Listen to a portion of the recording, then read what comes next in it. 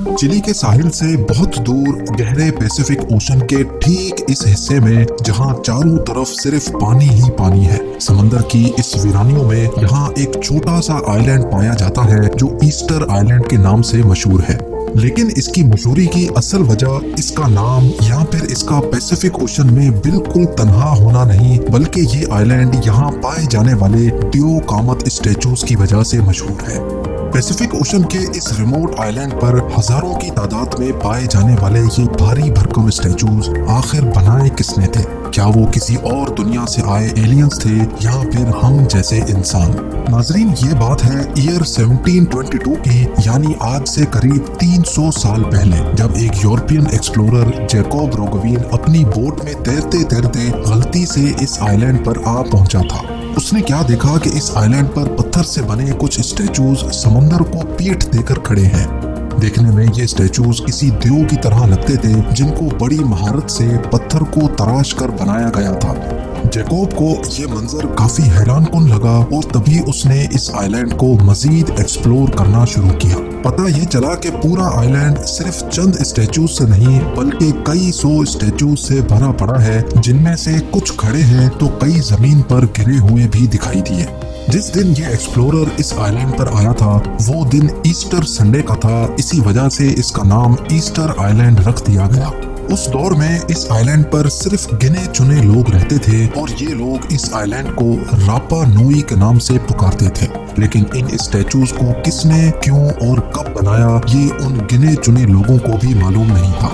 बस उस दिन से लेकर यहाँ आर्कियोलॉजिस्ट और एक्सपर्ट्स के आने का सिलसिला शुरू हो गया। कुछ लोग ये मिस्टीरियस आइलैंड सिर्फ देखने जाते थे तो कई इनके पीछे छुपे राजों से पर्दा उठाने की कोशिश में लगे रहते। पिछले 300 सालों की कोशिशों के बाद आखिरकार अब आर्कियोलॉजिस्ट ने यहाँ चंद ऐसे सबूत तलाश किए हैं जिसको देखकर अब ये कहना गलत नहीं होगा कि हम इस मिस्ट्री को सॉल्व करने के काफी करीब पहुँच चुके हैं।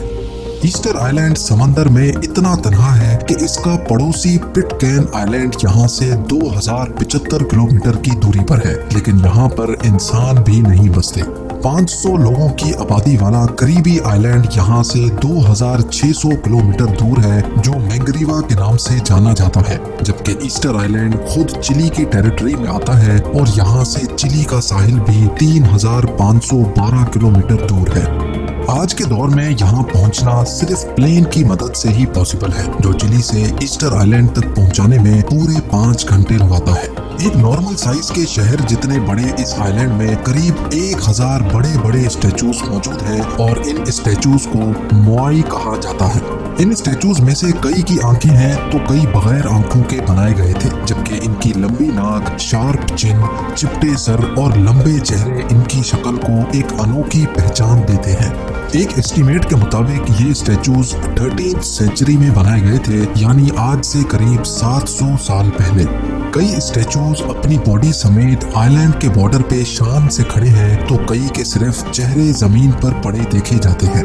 लेकिन 2012 में एक्सकवेशन के दौरान एक हैरत अंगेज हकीकत से पर्दा उठा। पता ये चला कि सिर्फ इनके चेहरे ही नहीं बल्कि इनकी पूरी बॉडी भी है जिसको जमीन के अंदर दफन किया गया था।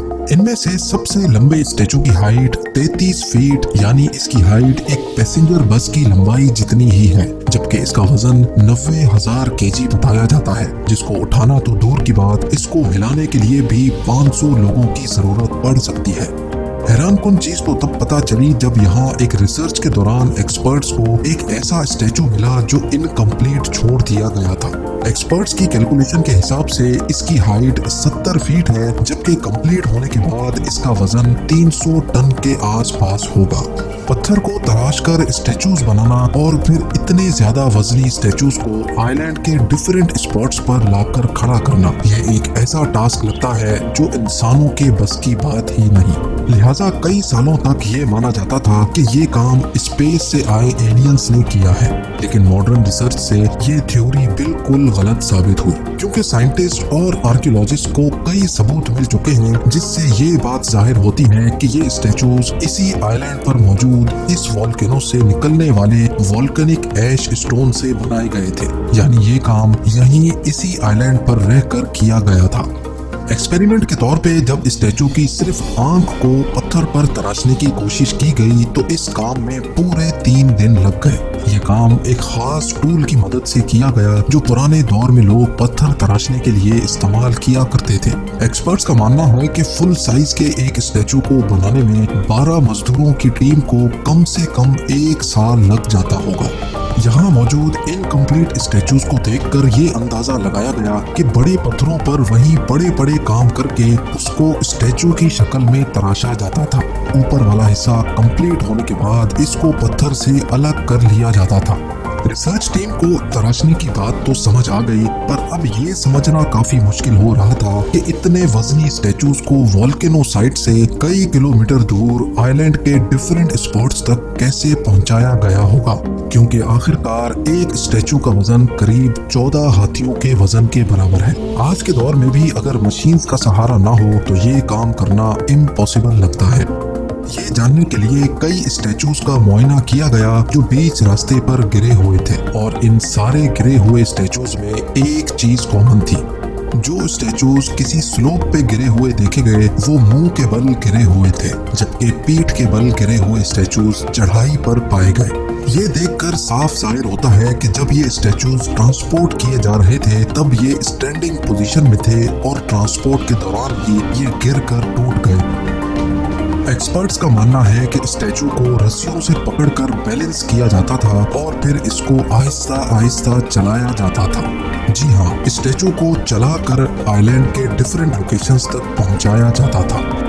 इस बात को प्रूव करने के लिए कंक्रीट की मदद से एक स्टैचू बनाया गया और इसकी तीनों साइड्स पर रस्सियां बांधकर इसको बैलेंस किया गया। एक खास एंगल पर स्टैचू को झुकाने के बाद एक साइड से जब इसको खींचा गया तो स्टैचू हैरत अंगेज तौर पे आगे बढ़ने लगा। इसी तरीके से स्टैचू को 50 फीट के डिस्टेंस तक मूव किया गया, जिससे ये बात तो साबित हो गई कि ईस्टर आइलैंड पर रहने वाले लोग स्टैचूज को इसी तरीके से मूव किया करते थे। लेकिन एक आखिरी मिस्ट्री को सॉल्व करना अभी भी बाकी था कि ये लोग कौन थे जिन्होंने 1000 स्टैचूज बनाए, और यहाँ आखिर ऐसा हुआ क्या था कि ये लोग इनकम्प्लीट स्टैचूज ही छोड़ गए।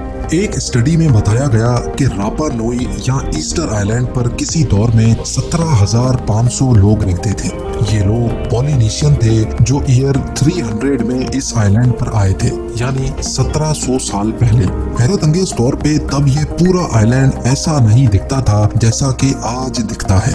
यहाँ दरख्तों से भरा एक घना जंगल हुआ करता था और इस बात के कई सबूत भी मिल चुके हैं। ईस्टर आइलैंड से 25 अलग अलग किस्म के पोलन एविडेंस मिले हैं, जिनमें सबसे भारी मिकदार पाम ट्रीज की थी। अगर यहाँ इतना ही घना जंगल था तो आखिर वो अब गया कहाँ? रिसर्चर्स का ख्याल है कि यहाँ बड़े पैमाने पर डिफॉरेस्टेशन की गई थी। ऐसा समझा जाता है कि पाम ट्रीज का ये जंगल यहाँ आने वाले लोगों के किसी काम का नहीं था, क्योंकि वो लोग फार्मर्स थे। उनको एक ऐसी जमीन रिक्वायर्ड थी जहाँ पर वो खेती बाड़ी कर सके और जहाँ उनको स्टैचूज को मूव करने में आसानी हो। इसी वजह से शायद उन्होंने अपने हाथों से इस जंगल को खत्म किया था। बड़े पैमाने पर डिफॉरेस्टेशन की वजह से माहौल का पूरा इकोसिस्टम खराब हो जाता है, लेकिन ये इफेक्ट आहिस्ता आहिस्ता किसी स्लो पॉइजन की तरह जाहिर होता है, और यहाँ भी कुछ ऐसा ही हुआ। शुरुआत में तो उनको कुछ पता नहीं चला, लेकिन वक्त के चलते यहाँ की जमीन बिल्कुल बंजर हो गई, जिसकी वजह से आइलैंड पर रहने वाले लोगों के लिए खाना कम पड़ने लगा, और फिर आखिरकार यहाँ ये लोग आपस में ही लड़ पड़े। आइलैंड से कई इंसानी हड्डियों और स्केलेटन भी मिले हैं जिन पर चोटों के निशान मौजूद हैं। ये इस बात का सबूत है कि यहाँ सिविल वॉर हुई थी, जिसमें ज्यादातर खवातीन को निशाना बनाया गया था। ईस्टर आइलैंड पर खवातीन की तादाद कम पड़ जाने की वजह से यहाँ की पॉपुलेशन आहिस्ता आहिस्ता कम हो गई, और आखिरकार एक वक्त ऐसा आया कि बच जाने वाले लोग यहाँ से माइग्रेट करके कहीं और चले गए। आज ये island UNESCO world heritage site का हिस्सा है, जहाँ पर इन जायंट स्टोन स्टैचूज को देखकर यकीन नहीं होता कि वाकई ये इंसानों ने ही बनाए थे। इन स्टैचूज को रिलीजियस पर्पस के लिए बनाया गया था या फिर इनका कोई और ही मकसद था? इस बारे में कई रिसर्चर्स की अपनी अपनी थ्योरीज हैं, लेकिन आपको क्या लगता है इस बारे में मुझे कमेंट करके जरूर बताएं। आप लोगों के प्यार भरे कमेंट्स का बेहद शुक्रिया। मिलते हैं अगली शानदार वीडियो में।